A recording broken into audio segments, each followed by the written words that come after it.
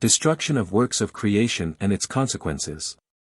Everything visible to your eyes testifies to God's love. It was created to help the fallen substance, to elevate it from its sunken state again, and therefore every work of creation should be seen as an emanation of divine love and be respected and valued accordingly. None of God's creations may be willfully destroyed, for then its function, its intended purpose, will be prevented. And neither may human work be destroyed which also has a function, the function to be helpful. For every work of creation that originated from God's will was given this function, otherwise it could not result in higher development of the substance. And human creations are also assessed in relation to their function. As long as they have the task of being useful, as long as they somehow serve other people or even other creations, they contribute towards the development of the substance and fulfill their purpose. To destroy such creations results in the interruption of the Spirit's progress of development and can never be justified before God, as in fact all destruction of matter has to be motivated by love to be justifiable before God. Consequently, if destruction takes place for the purpose of producing objects which are helpful to people, which serve a useful purpose, the destruction is justified for the love of other people. However, any other destruction is sacrilege against other people and against God, whose power created things which truly have another purpose than to fall victim to the human will of destruction. And this sacrilege avenges itself badly, when the driving force of hatred and unkindness between people destroys matter, then people also have to pay for it, materially, because they lose things that had fulfilled a useful purpose, as well as spiritually, and the latter in a particularly painful way.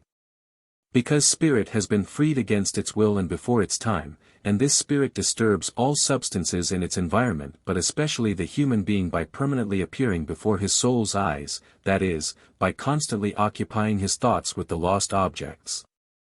This is extremely harmful to the soul since it inhibits its development. It is held back from spiritual aspiration, its senses are constantly directed towards material things and therefore the creations can quietly torment a human being when they are unavailable to him, when they fall prey to the human will of destruction. Every work of creation by God, or by a human being who just wants to work constructively, should be respected. The destructive principle denotes the actions of God's opponent. And at this moment in time, he is raging in the world. He induces people to God-opposing behavior against his creations. He has awakened the destructive urge in people because they lack love and no longer understand the meaning and purpose of creation. And this shall result in serious consequences. God will counteract the human work of destruction, which is the influence of the evil power, with a far greater work of destruction but which is entirely warranted in God's love. He shall liberate the spirit which is willing to walk the way of service on earth from endless long captivity. He shall release the solid matter so that the human destructive will is stopped and human beings learn to see earthly creations for what they are, means for development as long as they can exercise their useful function. This divine destructive action will affect people even far more seriously, however, this is necessary so that they return to the right way of thinking, that they respect and appreciate every work of creation, that they understand its function and once again occupy themselves constructively. Because this and only this is divine order, that everything in existence shall progress and that every human work of creation shall also be a guarantee for the development of spirit as long as it fulfills its useful purpose, as long as the human will to be of help has produced it.